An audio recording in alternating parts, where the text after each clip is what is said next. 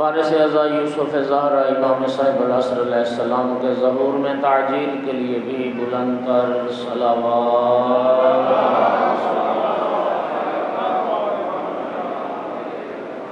اعوذ باللہ من الشیطان اللعین الرجیم، بسم اللہ الرحمن الرحیم۔ الحمد للہ رب العالمین والعاقبۃ للمتقین والجنۃ للمؤمنین والنار للمنافقین۔ الحمد للہ الذی جعلنا من المتمسکین بولایت علی بن ابی طالب واولادہ المعصومین۔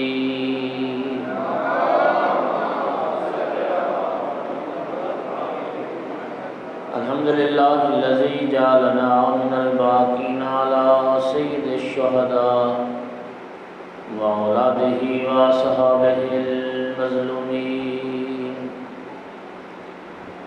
الصلاۃ والسلام والتحیۃ والاکرام علی رسولہ الکریم شفیع المذنبین وانیس الغریبین ورحمۃ للعالمین۔ عنی العبد المؤید الرسول المسدد المحمود الاحمد المصطفى الامجد ابا القاسم محمد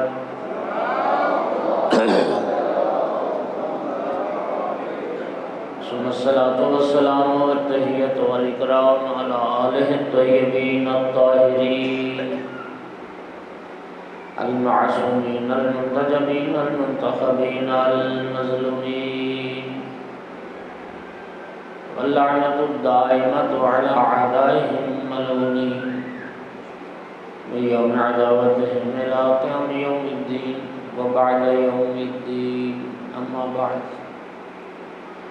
فقال سبحانہ وتعالی فی کتابہ المجید، اعوذ باللہ من الشیطان الرجیم، بسم اللہ الرحمن الرحیم۔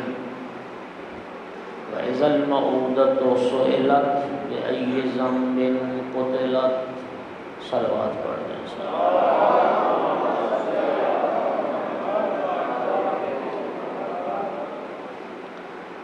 مومنین کرام، دین اسلام دنیا میں واحد دین ہے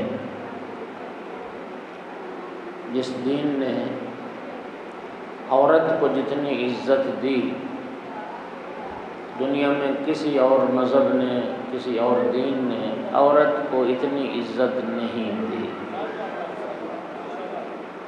عورت کے جتنے بھی روپ ہیں اسلام نے ہر روپ کو عزت سے نوازا ہے،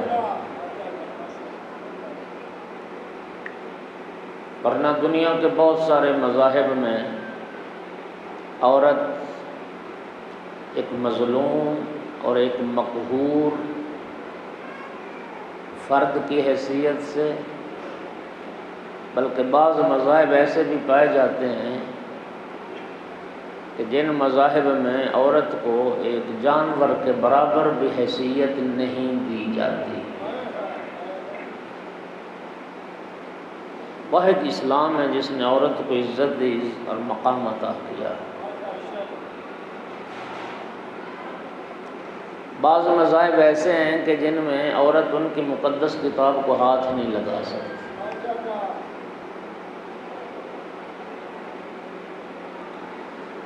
بعض مذاہب ایسے ہیں جن میں عورت کو ایک منحوس وجود تصور کیا جاتا ہے۔ بعض مذاہب ایسے بھی ہیں جن میں عورت کو انسان تصور نہیں کیا جاتا۔ الحاظ القیاس، اسلام واحد دین ہے جس نے عورت کو عزت دی، چاہے عورت ماں کی شکل میں ہو، چاہے عورت بیوی کی شکل میں ہو، چاہے عورت بہن کی شکل میں ہو، چاہے عورت بیٹی کی شکل میں ہو۔ اسلام نے ہر حوالے سے اور ہر روپ میں عورت کو عزت عزت اور مقام عطا کیا۔ کئی مذاہب ایسے ہیں جو خود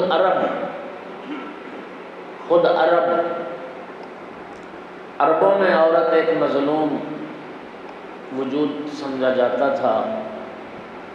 عرب عورت کی نہ وراثت کے قائل تھے نہ ملکیت کے قائل تھے۔ وہ کہتے تھے عورت وارث بھی نہیں ہو سکتی اور عورت کسی شے کی مالک بھی نہیں ہو سکتی۔ میں یہاں سے شروع کرتا ہوں کہ دیکھیے اسلام نے کتنی عورت کی عزت دی کہ خداوند عالم نے عورتوں کے نام کی ایک سورت قرآن میں نازل کی۔ بولیے،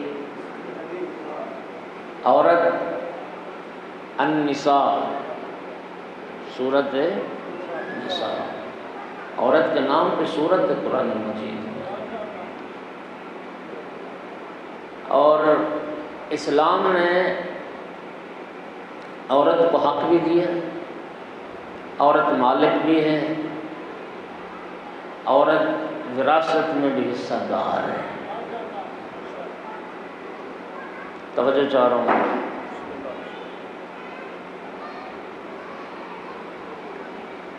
مغرب ایک چیز کا پروپیگنڈا کرتا ہے اسلام کے خلاف، اور وہ یہ ہے کہ عورت کو مرد کے برابر حقوق نہیں دیے گئے۔ دیکھیے اسلام میں فرائض اور حقوق دونوں کو سامنے رکھ کے، فرائض کو سامنے رکھ کے اسلام نے حقوق دیے۔ جس کی ذمہ داریاں زیادہ ہیں اس کا حق بھی زیادہ ہے، جس کی ذمہ داری زیادہ اس کا حق بھی۔ مغرب نے اس بات پر زیادہ پروپیگنڈا کیا کہ وراثت میں عورت کو مرد کے مقابلے میں آدھا حصہ دیا جاتا ہے، بیٹے کے مقابلے میں بیٹی کا حصہ آدھا۔ یوصیکم اللہ فی اولادکم للذکر مثل حظ الانثیین، اللہ تمہیں تمہاری اولاد کے متعلق وصیت کرتا ہے کہ دو بیٹیوں کے برابر ایک بیٹے کا حصہ ہے۔ تو بھائیو یہ جو تقسیم وراثت کی ہے یہ بھی عین عدل کے مطابق ہے۔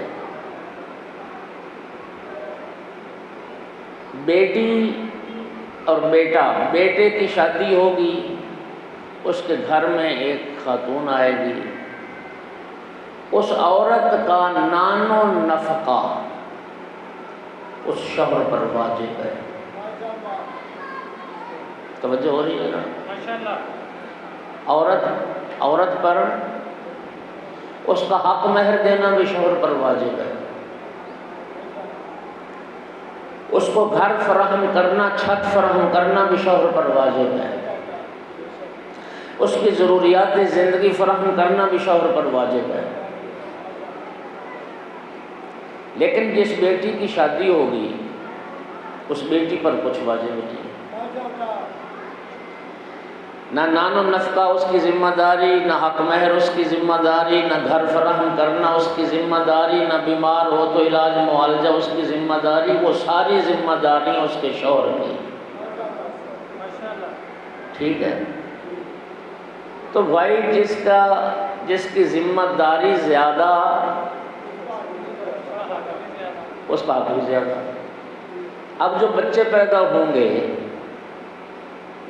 بچوں کے خرچ، اخراجات، تعلیم و تربیت، یہ عورت پر، بچوں کی ماں پر واجب نہیں ہے وہ اخراجات مہیا کرنا، یہ بچوں کے باپ پر واجب ہے۔ بات سمجھ آئی؟ تو جس کی ذمہ داری زیادہ اس کا حصہ بھی زیادہ، اس کا حق بھی زیادہ۔ توجہ ہو گئی ذرا؟ تو یہ عین عدل ہے۔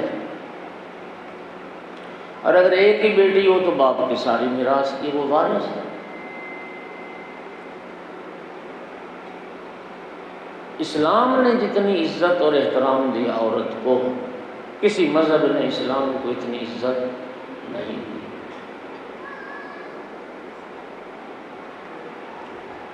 قبل از اسلام، آج میں نے عرض کیا نا کہ عورت کا ہر روپ اسلام میں بڑا محترم ہے۔ ماں کی شکل میں عورت کو ماں کی شکل میں کیا عزت دی ہے اسلام نے۔ قرآن کہتا ہے وَوَصَّيْنَا الْإِنسَانَ بِوَالِدَيْهِ إِحْسَانًا۔ یہ سیٹی آ رہی بار بار، اسپیکر والا پتہ نہیں کون ہے کدھر ہے۔ اس آیت پہ ذرا غور کریں، وَوَصَّيْنَا الْإِنسَانَ، ایک صلوات پڑھو ذرا سارے۔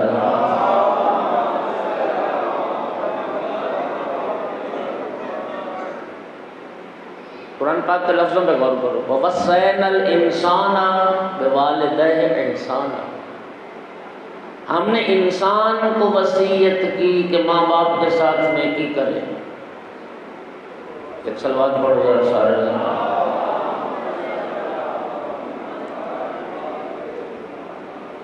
کس کو وصیت کی؟ انسان کو وصیت کی، مسلمان کو وصیت نہیں، مومن کو وصیت نہیں، انسان کو وصیت۔ کیا تعلیم ہے یار قرآن کی۔ اس کا معنی یہ ہوا کہ خالق کی نگاہ میں وہ بندہ انسان نہیں ہے جو ماں باپ کے ساتھ اس نے سلوک نہیں کرتا، جو ماں کا احترام نہیں کرتا، جو ماں کی تابعداری نہیں کرتا۔ رب کے قرآن کی نگاہ میں وہ انسان کہے جانے کے قابل نہیں۔ یہ والدہ کے ساتھ حسن سلوک یہ مسلمان اور مومن کی ذمہ داری نہیں، یہ انسان کی ذمہ داری ہے۔ کیا عزت دی، اس سے بڑھ کے عزت اور کیا ہے کہ نبی کریم نے فرمایا جنت ماں کے قدموں کے نیچے ہے۔ الجنت تحت اقدام الامہات، ماں کے قدموں میں جنت۔ اور بیوی کی شکل میں کیا عزت دی اسلام نے۔ من تزوج فقد احرز نصف دینہ، رسول اللہ نے فرمایا ہے جو شادی کر لیتا ہے وہ آدھا دین محفوظ کر لیتا ہے۔ زوجہ کے حقوق ہیں، یہ تو جہالت ہے بھائی ہمارے معاشرے کی، جس میں کہا جاتا ہے جی عورت، ہاں جی کئی لوگ بیوی کو مار کے مرد بنتے ہیں، کئی لوگ بیوی پہ ہاتھ اٹھا کے مردانگی ظاہر کرتے ہیں۔ یہ مردانگی نہیں ہے، یہ بے غیرتی ہے، بے غیرتی۔ عورت پر ہاتھ اٹھانا بے حیائی ہے۔ بڑے مرد بنتا ہے بیوی کو مار کے۔ اسلام تمہیں قطعاً اجازت نہیں دیتا بیوی پر ہاتھ اٹھاؤ، اسلام تمہیں قطعاً اجازت نہیں دیتا اولاد پر ہاتھ اٹھاؤ۔ میں شرعی ذمہ داری کے ساتھ، ایک استاد کو بھی حق حاصل نہیں ہے اتنا مارے۔ تادیب ادب سکھانا چاہیے لیکن اس کی ایک حد ہے۔ زد و کوب کرنا، باپ کے لیے بیٹے کو اتنا مارنا اس کی جلد سرخ ہو جائے، شوہر بیوی کو مارے اس کی جلد سرخ ہو جائے، دیت واجب، دیت واجب ہے، دیت۔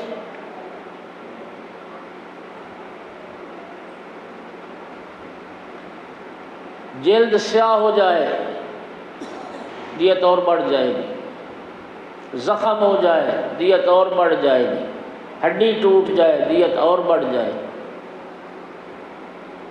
اسلام تمہیں، میں یقین کریں مجھے یاد ہے لکھیا میں ایک دفعہ میں نے عشرہ محرم میں میں نے ایک اس حقوق پہ گفتگو کی تھی، تو میں نے کہا تھا کہ اگر کوئی کوئی شوہر اپنی زوجہ کے ساتھ حسن سلوک پیار محبت سے رہتا ہے اور زوجہ کے ساتھ مدد کرواتا ہے زوجہ کے کاموں میں، تو کہتے ہیں رن مرید ہو گیا۔ ہاں جی، کل بھی ایک بات ہوئی تھی اور میں نے وہیں روکا تھا کہ یار فلاں بندے کی 2 بیویاں اور کپڑے خود استری کرتا ہے۔ میں نے کہا یہ اس کی شرافت ہے اور داد دینی چاہیے۔ لا یخدم العیال الا صدیق، نبی کریم کی حدیث مبارک ہے، اہل و عیال کی خدمت یا صدیق کرتا ہے یا اللہ کا ولی کرتا ہے۔ شرعی طور پر دیکھیے، میں عرض کر رہا ہوں، شرعی طور پر واجب نہیں ہے عورت پر تیری روٹی پکائے۔ اب حیران ہو جائیں گے کہ پھر کیا ہوگا؟ یہ اس کا اخلاق ہے۔ اگر وہ پکا کے دیتی ہے، دھو کے دیتی ہے، کپڑے استری کر کے دیتی ہے، تیرے بچوں کو پالتی ہے، علماء دوست بیٹھے ہو، عزیز مطالعے والے بیٹھے ہیں، جاؤ میں ذمہ داری سے عرض کر رہا ہوں، تیرے بچے کو تیری بیوی تیرے بچے کو دودھ پلائے، وہ اس کی بھی اجرت لے سکتی ہے۔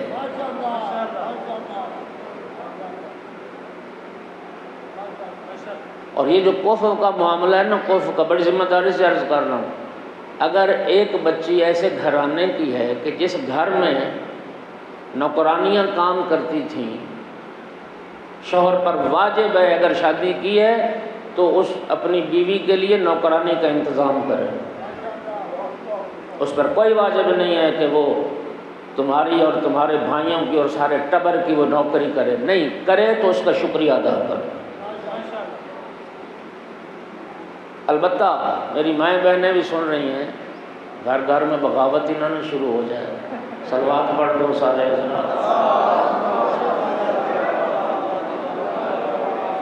میں معاملہ بگاڑنے نہیں، میں سمجھانے آیا ہوں تاکہ تمہیں احساس پیدا ہو۔ لیکن جو سیدہ طاہرہ صلوات اللہ علیہ کی سیرت ہے، بات کو ذرا سمجھیے گا، ایک ہے شرعی وجوب، ایک ہے سیرت اہل بیت۔ سیرت اہل بیت کیا ہے؟ جب سیدہ طاہرہ صلوات اللہ علیہ کی شادی ہوئی تھی، نبی کریم صلی اللہ علیہ وآلہ وسلم نے شادی کے دوسرے دن ہی مولا امیر المومنین علیہ السلام اور سیدہ طاہرہ صلوات اللہ علیہ کو سامنے بٹھا کے تقسیم کار فرمائی تھی، اور نبی کریم نے فرمایا تھا یا علی گھر کی 4 دیواری کے باہر کے سارے کام تم کرو گے، 4 دیواری کے اندر والے سارے کام میری بیٹی زہرا کرے۔ یہ ہے سیرت کنیزان حضرت زہرا صلوات اللہ علیہ، ان کے لیے سیرت ہے بچے داری، شوہر داری، گھر کی خدمت، گھر کو سنبھالنا۔ لیکن میں عرض یہ کر رہا ہوں کہ اگر کوئی یہ کام نہ کرے تو تمہارے لیے جائز نہیں ہے کہ اس کو مارو اور زد و کوب کرو، گنہگار ہوگے تم۔ بات سمجھ آ رہی ہے؟ میں نے جملہ کہا تھا، میں نے کہا اسلام نے جتنے زوجوں کو حقوق دیے ہیں، بندہ وہ حقوق پڑھے تو یوں لگتا ہے کہ اسلام مسلمان کو رن مرید دیکھنا چاہتا ہے۔ آپ حیران ہو گئے، بعض باتیں ہم نے تو صرف خیبر و خندق سنا ہے نا، خدا کی قسم ذمہ داری سے پڑھ رہا ہوں، امیر المومنین جیسی ہستی بھی امور خانہ میں سیدہ طاہرہ کی مدد کرتے تھے۔ امیر المومنین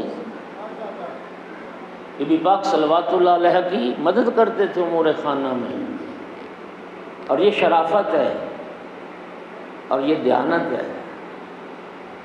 ظالم نہ بنو، جابر نہ بنو، اپنی افسری دفتر میں رکھ کے آیا کرو، اپنی چودراہٹ باہر چھوڑ کے آیا کرو، گھر آؤ تو ایک شفیق شوہر، ایک شفیق باپ، ایک شفیق بھائی، یہ بنو۔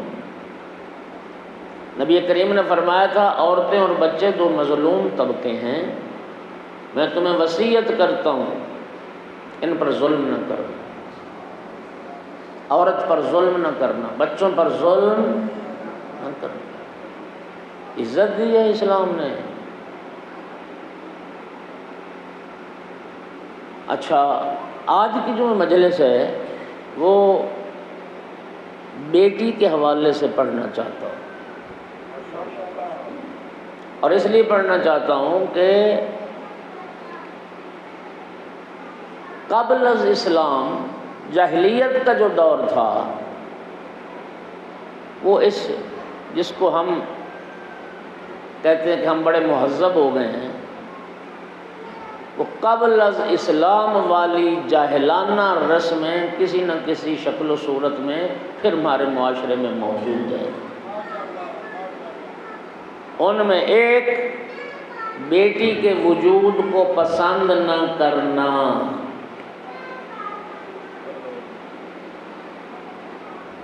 شرفاء بیٹھے ہو، الحمدللہ نمازی لوگ بیٹھے ہو، مجھے بتائیے گا آج تک آپ نے کبھی یہ سنا ہے کسی مجلس میں، کسی نماز میں، کسی دعا کی محفل میں کسی نے دعا کروائی ہو کہ قبلہ مولانا دعا کیجئے میرے پاس بیٹی نہیں، اللہ مجھے بیٹی عطا کرے؟ بیٹی کی دعا سنی آج تک کسی نے؟ بیٹے کے لیے دعا سنتے ہو نا، اولاد نرینہ کی دعا ہوتی ہے نا ہمیشہ، اولاد نرینہ اولاد نرینہ اولاد نرینہ، بیٹی کے لیے دعا نہیں کی گئی۔ آپ ہماری فقی، آپ وسائل شیعہ اٹھا کے دیکھ لیں، ہمارے فقی اور ہماری حدیث کی منابع جو ہیں ان کو اٹھا کے دیکھ لیں، محدثین نے، فقہاء نے باب قائم کیا ہے کہ جس کے پاس بیٹی نہ ہو اس کے لیے بیٹی کی دعا کرنا مستحب ہے۔ ہمارے ائمہ کی سیرت میں یہ بات ہے، ہمارے ائمہ کی سیرت میں یہ بات ہے، بیٹی کے لیے دعا کرتے تھے۔ حضرت ابراہیم علیہ السلام علی نبینا و آلہ وآلہ الصلاۃ والسلام 100 سال کے بعد اللہ نے بیٹے دیے 2، پھر بیٹی کی دعا کرتے تھے، اے اللہ ایک بیٹی عطا کر۔ ابراہیم علیہ السلام بیٹی کی دعا کرتے تھے، اور یہاں بیٹوں کے لیے منتیں مانی جاتی ہیں، بیٹوں کے لیے جناب پتہ نہیں کیا جتن کیے جاتے ہیں، بولو، اور بیٹوں کے لیے دوسری شادیاں کی جاتی ہیں۔ اگر بیوی سے بیٹا نہیں نہ ہوا، بیٹیاں ہوئیں، تو پھر دوبارہ شادی کرو جی، اللہ بیٹا دے۔ امام جعفر صادق علیہ السلام کے ایک صحابی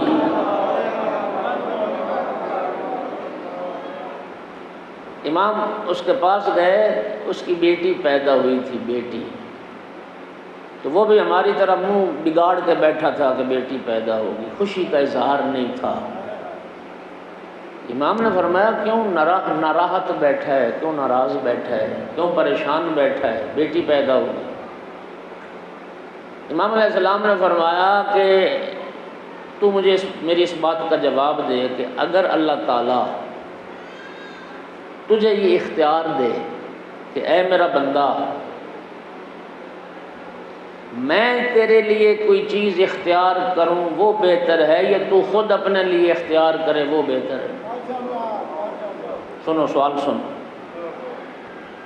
میں تیرے لیے کوئی چیز پسند کروں وہ بہتر ہے یا تو اپنے لیے خود پسند کرے وہ بہتر ہے؟ تو کیا کہے گا؟ ہر مسلمان، ہر مومن یہی کہے گا پروردگار جو تو میرے لیے پسند کرے وہی مجھے پسند ہے۔ تو امام نے فرمایا تو رب نے تیرے لیے بیٹی پسند کی ہے، اللہ نے تیرے لیے بیٹی کو پسند کیا ہے، تو اسے ناپسند کیوں کرتا ہے؟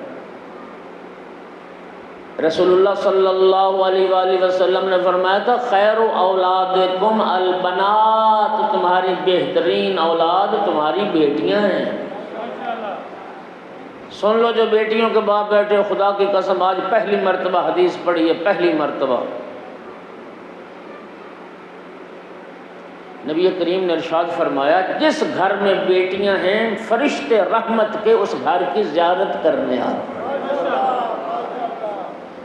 تم جاتے ہو نا خانہ کعبہ کی زیارت کرنے، کربلا، مدینہ، سامرہ، نجف،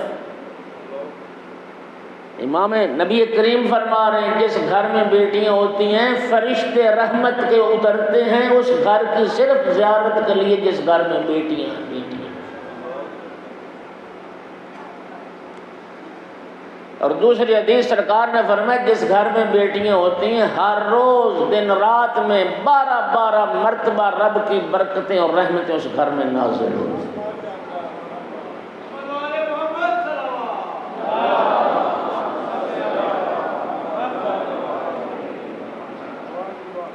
قرآن نے کیا بیان کیا؟ قرآن نے اسلام نے فرق بیان کیا۔ بیٹے بھی اسی کی عطا ہیں، بیٹیاں بھی اسی کی۔ آپ بیٹی کی عظمت کو تو سمجھو۔ او بھائی اتنی عظیم ہے بیٹی کہ رب اپنے محبوب کو بیٹی عطا کر کے کہتا ہے اِنَّا أَعْطَيْنَاكَ الْكَوْثَرَ فَصَلِّ لِرَبِّكَ وَانْحَرْ۔ میں نے بیٹی عطا کی زہرا جیسی، اب شکرانے میں نماز ادا کر۔ سبحان اللہ، ماشاءاللہ۔ زہرا جیسی بیٹی عطا کی، فَصَلِّ لِرَبِّكَ وَانْحَرْ، میری اس عطا پہ شکرانہ ادا کر۔ لیکن ہمارے معاشرے میں کیا ہے؟ جشن منائے جاتے ہیں بیٹا پیدا ہو، لڈو بانٹے جاتے ہیں، ہاں جی مٹھائیاں بنتی ہیں، ٹوکرے تقسیم ہوتے ہیں، بیٹا پیدا ہوا، اور بیٹی کی ولادت پہ منہ بنا ہوتا ہے۔ وہی قبل از اسلام جاہلیت والا دور۔ قرآن کہتا ہے وَإِذَا بُشِّرَ أَحَدُهُم بِالْأُنثىٰ فَظَلَّ وَجْهُهُ مُسْوَدًّا۔ جب کسی کو خبر دی جاتی تھی نا کہ تیرے ہاں بیٹی پیدا ہو گئی تو چہرہ سیاہ ہو جاتا تھا بیٹی کی خبر سن کر، باپ کا چہرہ سیاہ ہو جاتا تھا۔ اور پھر کیا ہوتا تھا؟ دو رد عمل، دو یتوارا من القوم۔ قرآن کہتے ہیں اس بری خبر کو سن کے یا چھپ جاتا تھا کہ میں لوگوں کا کیسے سامنا کروں، لوگ کیا کہیں گے تیرے ہاں بیٹی پیدا ہو گئی، ام یدسہ فی التراب، یا پھر اس کو خاک میں چھپا دیتے تھے، مٹی میں دفن کر دیتے تھے۔ اور طریقہ یہ تھا جب وضع حمل کا وقت قریب آتا تھا، بچے کی ولادت کا مرحلہ، ایک پہلے گڑھا کھودا جاتا تھا، اس گڑھے کے کنارے بچے کی ولادت کا مرحلہ طے ہوتا تھا۔ اگر بچی ہوئی بیٹی تو وہیں پہ پھینک دیا گڑھے میں، مٹی ڈال، اور بیٹا ہوا تو اس کو زندہ رکھا۔ اگرچہ بعض مورخین نے یہ لکھا ہے کہ یہ رسم سارے قبائل میں نہیں تھی لیکن کئی قبائل میں تھی، اس لیے کہ قرآن نے اس مسئلے کو ہائی لائٹ کیا ہے۔ قرآن مجید میں قیامت اور قیامت کے باقی سارے معاملات کو رب نے سورہ تکویر میں بعد میں ذکر کیا ہے، اور زندہ دفن ہونے والی بیٹیوں کا مسئلہ سب سے پہلے قرآن نے اٹھایا ہے۔ وَإِذَا الْمَوْءُودَةُ سُئِلَتْ بِأَيِّ ذَنبٍ قُتِلَتْ، جب زندہ دفن کی جانے والی بچیوں سے پوچھا جائے گا تمہیں کیوں قتل کیا گیا، تمہیں کیوں قتل کیا۔ اور مفسرین نے سب نے یہ نقطہ اٹھایا ہے۔ عجیب بات ہے کہ یہ کیوں کہا گیا کہ بچیوں سے قتل ہونے والی، زندہ دفن ہونے والی بچیوں سے پوچھا جائے گا کہ تمہیں کس گناہ کے بدلے میں قتل کیا گیا۔ رب نے یہ کیوں نہیں کہا کہ قاتل سے پوچھا جائے گا تو نے کیوں قتل کیا۔ اللہ قاتل سے نہیں پوچھے گا کہ تو نے بچی کو کیوں قتل کیا، اس مقتول بچی سے پوچھا جائے گا تمہیں کیوں قتل کیا گیا۔ مفسرین لکھتے ہیں اس کا معنی یہ ہے کہ بیٹیوں کو زندہ دفن کرنا اور بیٹیوں کا قتل رب کی نگاہ میں اتنا بڑا گناہ اور جرم ہے کہ رب قاتل کو منہ بھی نہیں لگانا چاہتا۔ اسی بچی کی گواہی کافی ہوگی، اسی بچی کا بیان کافی ہوگا۔ اور آج یہی گناہ آج ہمارے معاشرے میں ہو رہا ہے اور وسیع پیمانے پر ہو رہا ہے۔ ڈاکٹر نے بتا دیا الٹرا ساؤنڈ کے ذریعے بچی پیدا ہونے والی، حمل گرا دیا، اسقاط حمل، اسقاط حمل۔ میں شرعی ذمہ داری سے عرض کر رہا ہوں، شریعت تمہیں اس بات کی اجازت دیتی ہے کہ انعقاد نطفہ نہ ہو، نطفہ نہ ٹھہرے، کوئی ایسا طریقہ اختیار کرنا کہ حمل نہ ٹھہرے، اس بات کی شریعت اجازت دیتی ہے، لیکن اس میں بھی فقہاء نے شرط لگائی ہے، بشرطے کہ عورت اور شوہر دونوں میاں بیوی بچہ پیدا کرنے کی صلاحیت سے محروم نہ ہو جائیں۔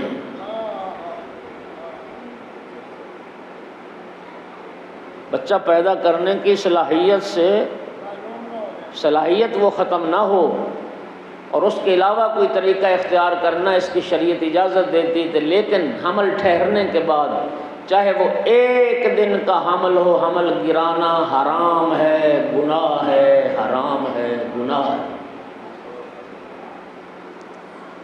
آپ آغا سیستانی کی توضیح المسائل اٹھا کے دیکھ لیں، اس کے آخر میں تفصیل کے ساتھ ایک دن کا حمل ہو، نطفہ کی شکل میں تھا، اسقاط کیا، دیت واجب ہے، البتہ دیت کی شرح پھر بڑھتی جائے گی۔ نطفہ کی شکل میں دیت اور ہے، خون بن گیا تو دیت بڑھ جائے گی، لوتھڑا بن گیا تو دیت اور بڑھ جائے گی، ہڈیاں پیدا ہو گئی دیت اور بڑھ جائے گی، ہڈیوں پر گوشت چڑھ گیا دیت اور بڑھ جائے گی۔ اور جب 4 مہینے کا حمل 4 مہینے کا مکمل ہو گیا اور روح داخل ہو گئی، روح داخل ہونے کے بعد حمل کا اسقاط ایک انسان کا قتل ہے۔ وہ ماں قاتل اگر راضی ہے اسقاط پر، وہ باپ قاتل اگر اسقاط پر راضی ہے، وہ نرس، وہ دائی، وہ ڈاکٹر، وہ رشتہ دار، وہ سارے مشورے دینے والے جو اس بچی کے اسقاط حمل پر راضی تھے، رب کی نگاہ میں سب کے سب قیامت کے دن قاتل محشور، قاتل محشور۔ امام نے فرمایا تھا اپنے صحابی سے، تو بیٹی کے لیے کیوں پریشان ہے؟ اس کا بوجھ زمین اٹھائے گی، اس کا رزق خدا نے اپنے ذمہ لیا ہے، کیوں پریشان؟ مومنین کرام، کیا عزت دی ہے نبی پاک نے۔ رسول اللہ نے فرمایا خیر اولادکم البنات، تمہاری بہترین اولاد تمہاری بیٹیاں ہیں، تمہاری بہترین اولاد تمہاری۔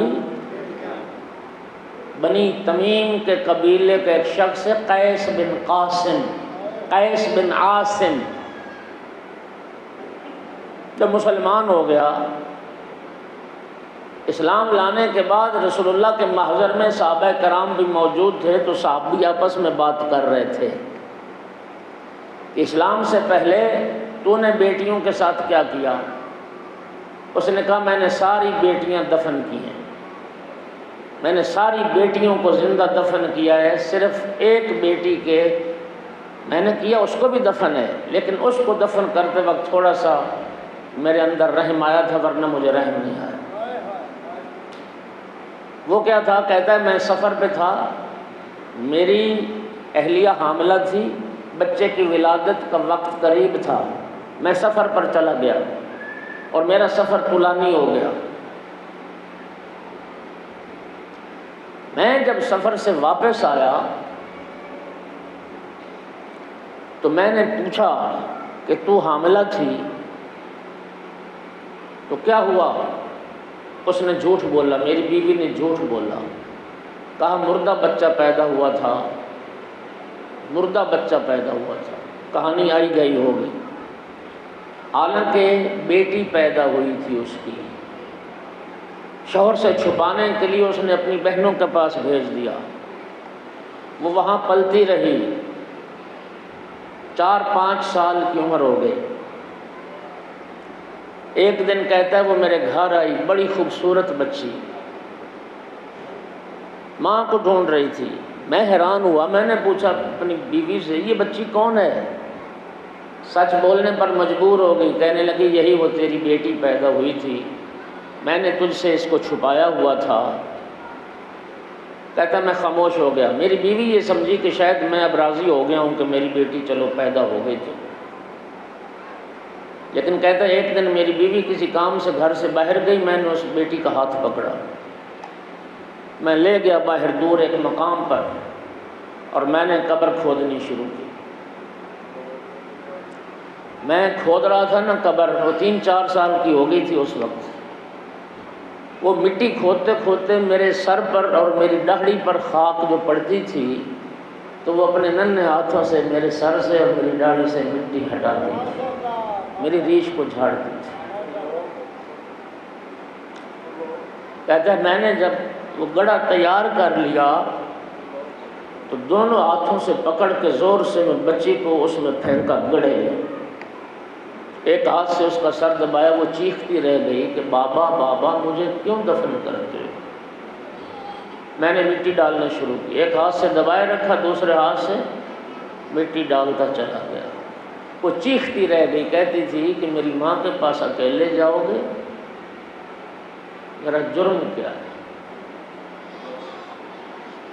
کہتا ہے بس میں نے منو مٹی اس کے اوپر ڈال دی اور اس کی فریاد نہ سنی۔ تھوڑا سا میرے دل میں احساس ہوا تھا، ورنہ اس سے پہلے جتنی بیٹیاں میں نے دفن کی مجھے احساس تک نہیں ہوا تھا۔ رسول اللہ نے جب بات سنی پیغمبر کی آنکھوں میں آنسو آ، رسول اللہ نے زاروں قطار رونا شروع کیا اور فرمایا یہ ہے قساوت قلبی۔ اور سرکار نے اس وقت یہ جملے فرمایا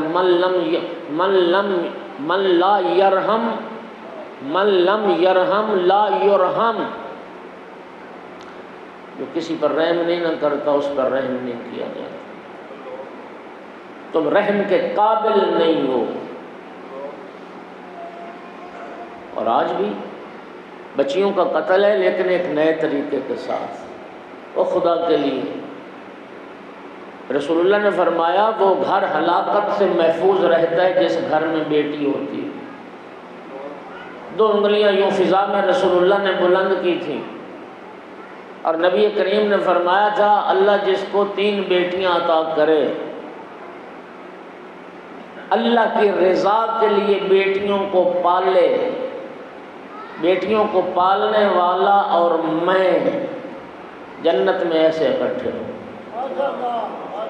جیسے میرے ہاتھ کی 2 انگلیاں کٹھی۔ کسی نے عرض کی یا رسول اللہ کسی کی 2 بیٹیاں ہوں؟ فرمایا 2 بیٹیوں کو پالنے والے کے لیے بھی جنت ہے۔ اللہ اکبر، کیا اولاد ہے یار! صرف بیٹیوں کو پالنے پر رسول اللہ فرمانے جنت واجب ہے، جنت۔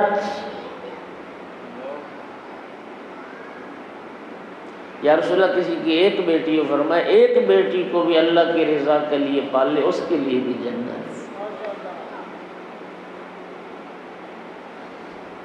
آپ نے حضرت موسیٰ علیہ السلام اور حضرت خضر علیہ السلام کا قصہ قرآن میں پڑھا ہے۔ وہ جو جناب خضر نے ایک بچے کو قتل کیا، جناب موسیٰ پھر خاموش نہ رہ سکے کہ اس بچے کو کیوں قتل کیا۔ اس راز سے جو پردہ ہٹایا گیا وہ یہ تھا کہ اگر یہ زندہ رہتا ماں باپ کے لیے ننگ و رسوائی کا سبب ہوتا اور عین ممکن تھا کہ ماں باپ کو یہ بدبخت بنا دیتا۔ حضرت خضر نے فرمایا کہ اللہ یہ چاہتا تھا کہ اس ماں باپ کو اس کے بدلے میں بہتر اولاد عطا فرمائے۔ چھٹے امام کا ارشاد ہے کہ اس بیٹے کے بدلے میں پھر اللہ تعالیٰ نے اس ماں باپ کو بیٹی عطا کی 70 نبی جس کی نسل سے پیدا ہوئے، 70 نبی جس کی نسل سے پیدا ہوئے۔ امام جعفر صادق علیہ السلام نبی کریم کی حدیث مبارک ہے، ماں باپ بازار سے تحفہ لائیں، مٹھائی لائیں، پھل لائیں، شیرینی لائیں اولاد کے لیے۔ پہلا تو نبی کریم کی حدیث ہے، اولاد کے لیے، اہل و عیال کے لیے لے کے آیا ہے، کسی اور کے لیے نہیں۔ نبی کریم کی حدیث ہے جتنا ثواب اس بندے کا ہے جو ضروریات زندگی اٹھا کے یتیموں، مساکین اور فقراء کے پاس لے جاتا، جتنا ثواب اس پہ اتنا ہی اس باپ کا ہے جو اپنے اہل و عیال کے لیے چیزیں لے کے آتا۔ اور فرمایا وہ مٹھائی، وہ ہدیہ، وہ شیرینی پہلے بیٹیوں کو دو، پھر بیٹوں کو۔ اور پھر آقا نے فرمایا اگر چند بیٹیاں ہوں تو جس بیٹی کا نام تم نے فاطمہ رکھا ہے اس بیٹی کو باقی بیٹیوں پر ترجیح دو۔ سکونی امام صادق علیہ السلام کا صحابی ہے۔ امام علیہ السلام چند دنوں کے بعد غیر حاضر رہا، چند دنوں کے بعد آیا، فرمایا سکونی اتنے دن غیر حاضر تھے، کہاں تھے؟ عرض کیا آقا اللہ نے مجھے بیٹی عطا فرمائی ہے تو میں اس سلسلے میں گھر میں مصروف رہا۔ امام علیہ السلام نے فرمایا سکونی بیٹی کا نام کیا رکھا؟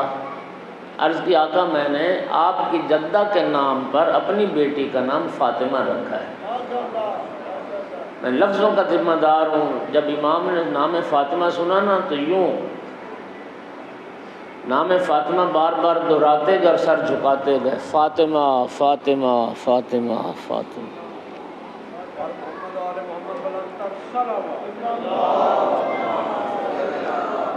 اور فرمایا سکونی میں تمہیں وصیت کرتا ہوں جس بیٹی کا نام فاطمہ رکھا نا کبھی زندگی میں گالی نہ دینا، کبھی اس کو تماچا نہ مارنا، کبھی اس پر ظلم نہ کرنا اور اس کا احترام کرنا جس بیٹی کا نام تو نے فاطمہ رکھا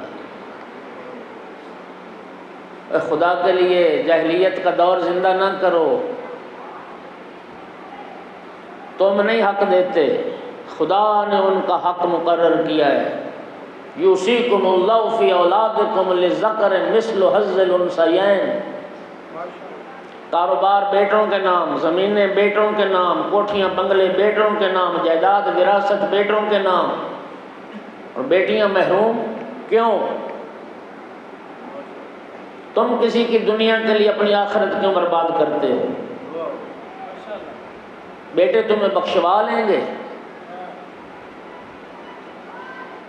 او بھائی یہ خدا اور رسول کا بتایا ہوا ہے حصہ ہے، ان کا حق ہے، ان کو محروم نہ کرو ان کی وراثت سے۔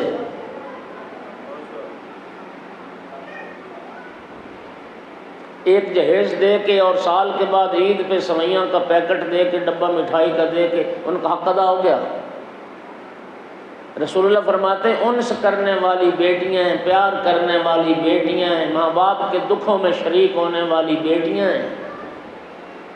جناب ابراہیم کی جو میں نے عرض کی نا اس میں آگے جملہ ایک یہ ہے، جناب اسماعیل اور جناب اسحاق کے بعد رب سے دعا کرتے تھے اللہ مجھے ایک بیٹی عطا کر جو میرے مرنے کے بعد میری میت پر روئے، میرے جنازے پر بیان کرے۔ یہ بیٹیاں کرتی ہیں۔ خدا جانتا ہے گھر گھر کی کہانی ہے، ماں بیمار ہو جائے نا بیٹا نہیں کام آتا، بیٹی کام آتی۔ باپ بیمار ہو جائے نا بیٹے نہیں کام آتے، بیٹیاں کام آتی۔ راتوں کی نیند برباد، راتوں کا سکون برباد، 24 گھنٹے ماں کی تیمارداری اور باپ کی تیمارداری میں وہ بیٹیاں پیش ہوتی، بیٹے کہاں کام آتے؟ کیوں ان کو حق سے محروم کرتے ہو؟ کیوں حق غصب کرتے ہو؟ ہمیشہ کہتا ہوں جذبات سے کام لیتے ہو۔ جی بہنوں نے بھائی کو اپنا حق معاف کر دیا، بہنوں نے بھائیوں کے حق میں بیان دے دیا کہ ہم بھائیوں سے حصہ نہیں لیں گی، کیوں نہیں لیں گی؟ آج تک کبھی سنا ہے کسی بھائی نے بہن کے حق میں بیان دے دیا اور بہن سے کہا سارا حصہ باپ کا تو لے جا، مجھے نہیں ضرورت؟ باپ بیٹا بھائی کیوں نہیں غیرت کرتا؟ تم مرد ہو، تم تو کمال ہو گئے، وہ صنف نازک ہے، رسول اللہ نے ان کے لیے وصیت فرمائی ہے۔ کیوں ظلم کرتے ہو اپنی بیٹیوں پر؟ کہتے ہیں جی ماں باپ کی جائیداد وہ شریکوں کے پاس چلی جائے، شریکوں کے پاس جانی؟ تم نے داماد بہنوں ہی کو حصہ دینا یا بہن کو حصہ دینا ہے؟ تیرے بیٹے عیاشی کریں، بہن کے بچے نہیں ہیں؟ اس کا دل نہیں کرتا؟ مسلمان بنے ہو، مومن بنے ہو تو پھر محمد و آل محمد کی تعلیمات کو اپناؤ۔ چھوڑ دو، مر جائے گا تو، تیرے ساتھ کیا جائے گا؟ تو کیوں اپنی آخرت برباد کرتا ہے؟ مولا علی علیہ السلام نے ارشاد فرمایا، نہج البلاغہ میں جملہ ہے، بدبخت ہے وہ انسان کسی کی دنیا کے لیے اپنی آخرت کو برباد کرے۔ دنیا کسی کی بن جائے، بیٹی تیری بیٹی نہیں، وہ تیری لخت جگر نہیں۔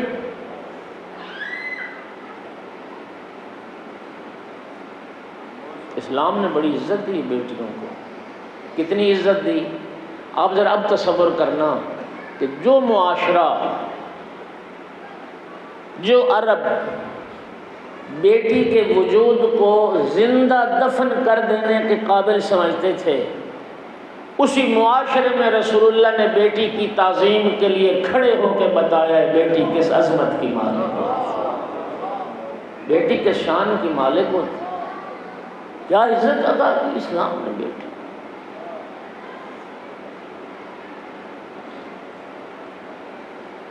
خدا را خدا را خدا را۔ نبی کریم کی حدیث مبارک ہے کہ جس کے پاس بیٹیاں نہ ہوں، 3 بہنوں کی بھی خدمت کرے گا، جنت واجب ہو جائے گی۔ اگر بہنیں نہ ہوں تو اگر اس کی خالہ موجود ہے، اپنی خالہ کی خدمت کرے گا، جنت رب اس کے لیے لکھ دے گا۔ صنف نازک کے لیے کتنی تاکید کی گئی۔ اور یہ آپ سنتے رہتے ہو نا اہل منبر سے، آپ نے اہل منبر سے سنا ہے، مولا حسین علیہ السلام جناب سکینہ کے لیے نماز شب میں دعا کرتے تھے۔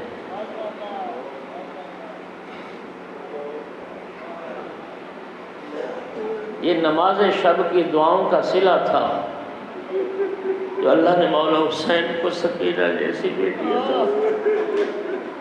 سکینہ کیوں کہتے تھے؟ نام تو فاطمہ تھا، نام تو فاطمہ تھا۔ سکینہ اس لیے کہتے تھے کہ امام حسین علیہ السلام کے دل کی تسکین تھی۔ یہ مولا حسین علیہ السلام کا جملہ ہے۔ فرماتے تھے وہ گھر مجھے اچھا نہیں لگتا جس گھر میں رباب اور سکینہ نظر نہ آئے۔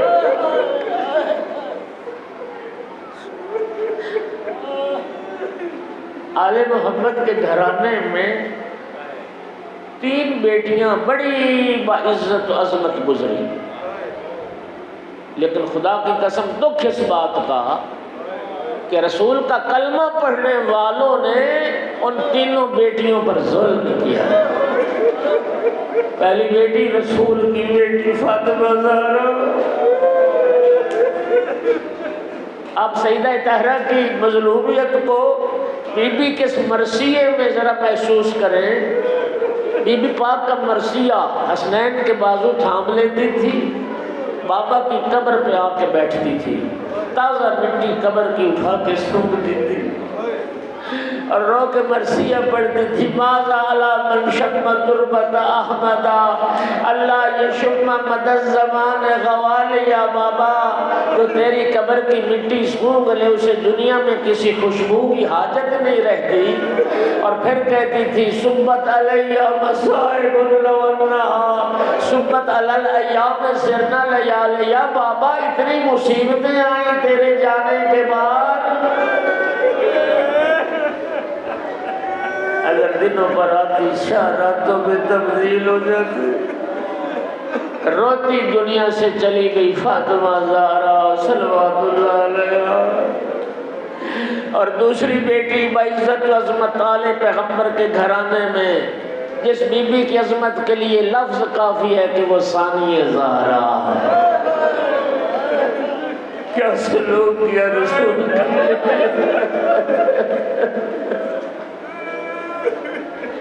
اور تیسری بیٹی وہ مولا حسین علیہ السلام کی بیٹی.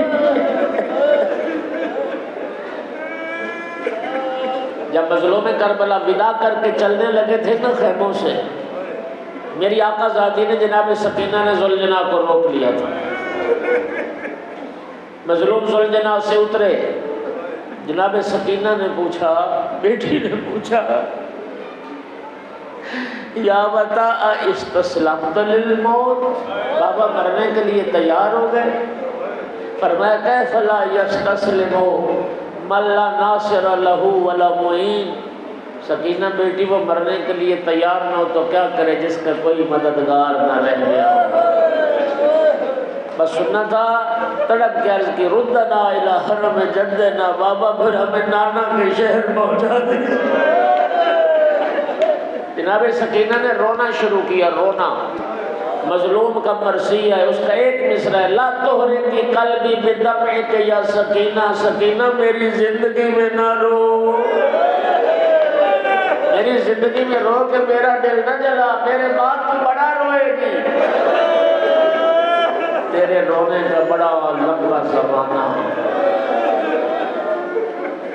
اجرکم علی اللہ، اجرکم علی اللہ. عزادارو میرا سوال ہے، مولا حسین کی بیٹی، جوانان جنت کی سردار کی بیٹی، مولا علی علیہ السلام کی پوتی، یہ شمر کے تماچوں کے قابل تھی.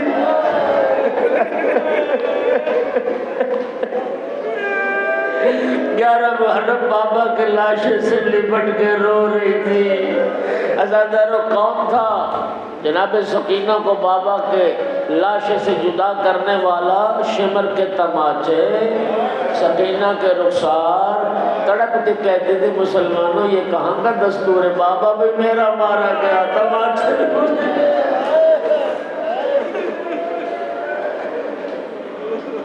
اجرکم علی اللہ. تمام شہیدان کربلا کے جو سر تھے جب کربلا سے چلے ہیں نا تو نیزوں پہ چڑھائے گئے. کوفہ پہنچے، کوفہ سے جب یہ قافلہ چلا تو یزیدیوں کی نگاہ میں آل محمد کے گھرانے کے 16 سر تھے جو بہت قیمتی تھے. ان کے لیے ایک لکڑی کا صندوق بنوایا گیا. یہ یزیدی کیا کرتے تھے، جب شہروں سے بستیوں سے گزر ہوتا تھا تو ان سروں کو نیزوں پہ سوار کر لیتے تھے. رات کو جہاں پر قیام کرتے تھے وہ 16 سر نیزوں سے اتار کے صندوق میں بند کر کے تالا لگا کے رکھتے تھے تاکہ آل محمد کے چاہنے والے ہم سے یہ سر چھین نہ لیں. کوفہ سے شام تک کتنی منزلیں آئیں، تصور کرو کتنی بار یہ سر نیزوں پہ چڑھائے گئے اور کتنی بار نیزوں سے اتارے. ایک ایک ملون کے پاس ایک ایک سر تھا جو اس کی حفاظت پر معمور تھا. جس ملون کے پاس آقا حسین علیہ السلام کا سر مبارک تھا وہ شکی روایت کرتا ہے کہ جب قافلہ حلب کی طرف چلا تو راستے میں جلدی کوئی منزل نہ آئی. یعنی انہوں نے طے کیا ہوا تھا کہ ہر روز مثلا 20 میل سفر کرنا ہے. جلدی کوئی منزل نہ آئی. اس دن ہم نے دگنا سفر کیا. 2 برابر سفر طے کرنے کے بعد ایک منزل آئی. شکی کہتے ہیں اس دن ہم اتنے تھک گئے تھے گویا ہمارے بدن سے جان نکل گئی ہوگی. میں نے پڑھ لیا، آپ نے سن لیا. جو گھوڑوں پر سوار تھے وہ اتنے تھک گئے تھے، جو بے پالان اونٹوں پہ سوار تھے. نبی زادیوں پر کیا قیامت گزر گئی. شفیع کہتا ہے ہم اترے سواریوں سے، ہمارے لیے دسترخوان لگے، سب نے کھانا کھایا۔ اس دن ہمارے اندر اتنی ہمت نہ رہی کہ ان سروں کو نیزوں سے جدا کریں، پھر صندوق میں بند کر کے رکھیں، تالا لگا کے رکھیں۔ ہر کسی نے نیزہ اپنے پہلو میں لٹایا اور سو گیا۔ شقیق کہتا ہے آدھی رات کو میری آنکھ کھلی، میں فکر مند تھا، میں نے اپنے ساتھیوں کا جائزہ لیا، میں نے قیدیوں کا بھی جائزہ لیا۔ کہتا ہے میں نے چاند کی روشنی میں کیا دیکھا کہ حسین کی چھوٹی بیٹی سکینہ آہستہ آہستہ میری طرف آ رہی۔ شقیق کہتا ہے میں ساری صورتحال سمجھ گیا کہ آج اس بچی کو یہ علم ہے کہ میرے بابا کا سر صندوق میں بند نہیں ہے، آج میرے بابا کا سر صندوق سے باہر ہے۔ یقیناً وہ بچی بابا سے ملنا چاہتی تھی، لیکن جب بچی نے مجھے دیکھا نا تو بچی کے قدم رک گئے، سہم گئے۔ لیکن میں دیکھنا چاہتا تھا کہ آج بچی کیا کرنا چاہتی ہے۔ کہتا میں پھر لیٹ گیا زمین پہ، آنکھیں میں نے کھلی رکھی۔ جب بچی کو تسلی ہو گئی نا تو میں سو گیا ہوں۔ شقیق کہتا ہے آہستہ آہستہ قدم اٹھاتے میرے قریب آئے اور میرے قریب آ کے بڑے آرام سے بابا کے سر کو نوکے نیزہ سے اتارا۔ میں عبادت کی دعوت دے رہا ہوں جن کے گھر میں بیٹیاں ہیں، جو بیٹیوں کے باپ بیٹھے ہو،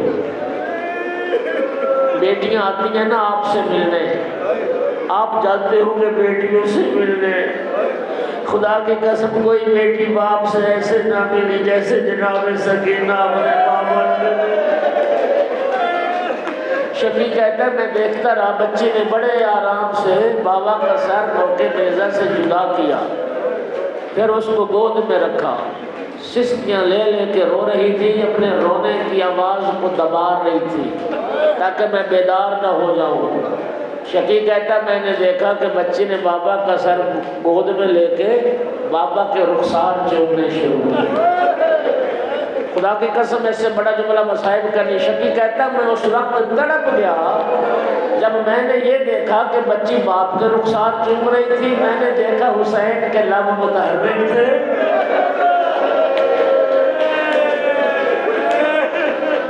حسین کے لب متحرک تھے اور میں نے دیکھا حسین بچی کے رخسار چوم رہے۔ شقیع کہتا ہے میں اٹھا، شقاوت مجھ پہ غالب آئی، ہاتھ بلند کیا، بچی نے جلدی سے بابا کا سر زمین پہ رکھا، کہتی تھی ظالم مجھے نہ مار، میں سر لینے نہیں، میں تو صرف بابا سے ملنے آئی۔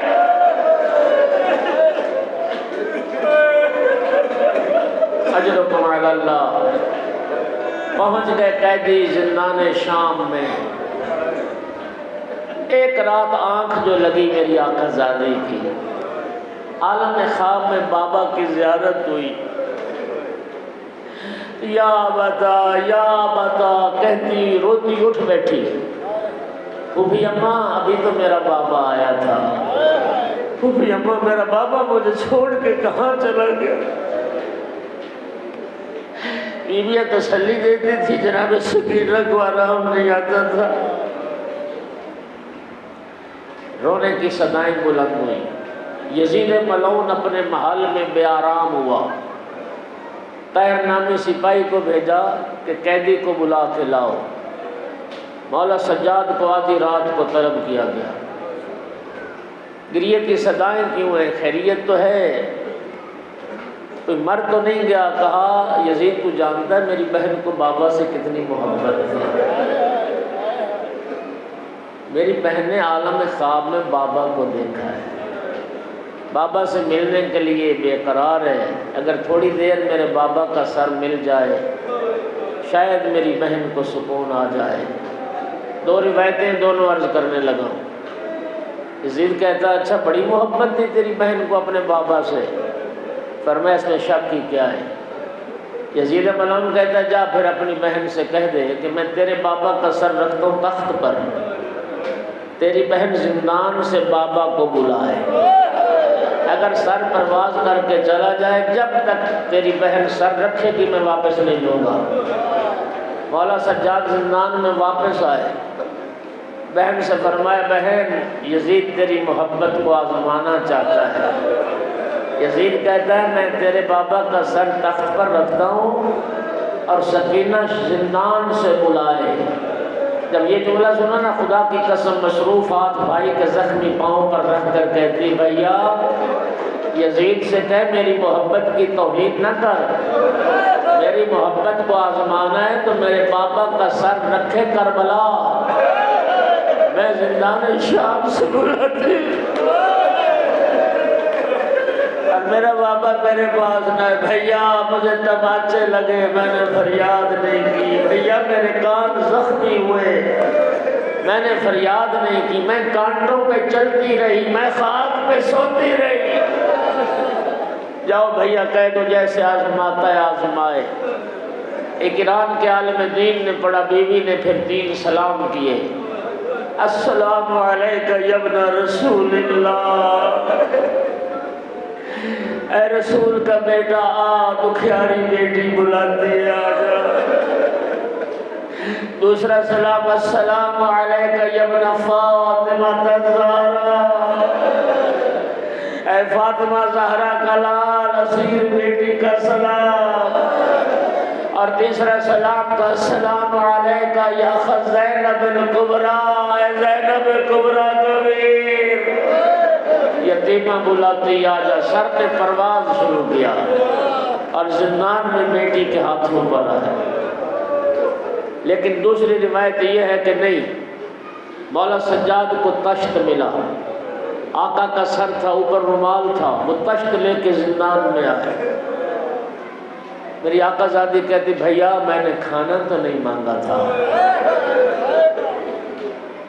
فرمایا بہن تیرے بابا آ گئے، رومال ہٹایا، بابا کا سر لیا گود میں، عزادارو بابا کے رخسار چومے، بابا کی ریش کو چوما اور چند بیان کیے، سنو گے؟ یا بتا منزل لذی خضبک بدمائک، بابا تیری داڑھی کو تیرے خون سے خضاب کس نے کیا؟ یا بتا منزل لذی کاتا وریدیک، بابا تیری گردن کی رگوں کو کس نے کاٹا؟ یا بتا منزل لذی ایتمانی علی صغر سنی، بابا مجھے چھوٹی عمر میں یتیم کس نے کیا؟ یا بتا من للیتیمت حتی تکبر، بابا بتا سکینہ کس کے سہارے جیے گی؟ یا بتا من للنساء المسمیات، ان قیدی عورتوں کا سہارا کون ہوگا؟ اجرکم علی اللہ، اجرکم علی اللہ۔ ایران کے عالم دین نے پڑھا تھا، پھر 3 بین عجیب کیے بی بی نے۔ اے پدر مہربان ہو میرا اچھا بابا، پر لب رسیدے جانو بابا، میں دنیا کے دکھوں سے تھک گئی ہوں، من پیر نوجوانم بابا، 4 سال کی بوڑھی بیٹی کا سلام۔ بس یہ سلام کیا، بیوی کی آواز خاموش ہوئی۔ عزادارو جناب زینب کبریٰ اٹھی، شاید بچی کو آرام آ گیا، لیکن میری آقا زادی جب قریب آئی، مولا کا سر ایک طرف گر گیا، بچی ایک طرف گر گئی۔ فرمایا سجاد بیٹا بہن کے کفن و دفن کا انتظام کرو، خدا کا پرسہ قبول کرے۔ بس آخری جملہ سن لو، آخری۔ مجھے نہیں پتا غسل کیسے ملا، مجھے نہیں پتا انتظامات کیسے ہوئے، لیکن ایرانی مقاتل یہ جملہ پڑھتے ہیں کہ رات کی تاریکی میں کچھ پانی ملا، ایک غسالہ بلائی گی، غسالہ، چراغ جلائے گئے، روشنی کا انتظام ہوا، بچی کو غسل دینے کے لیے غسالہ بلائی گئی۔ اس غسالہ نے پوچھا میری آقا زادی زینب سے، اے بی بی بتا سکتی ہے تیری بچی کو کیا بیماری تھی؟ فرمایا میری بچی بیمار نہیں تھی۔ غسالہ پوچھتی پھر کیا وجہ ہے؟ بچی کے سارے بدن پر نیلے داغ کیوں ہیں؟ فرمایا یہ تازیانوں کے داغ، یہ تماچوں کے نشان۔ اللہ لعنت اللہ ہے۔ سيعلم الذين ظلموا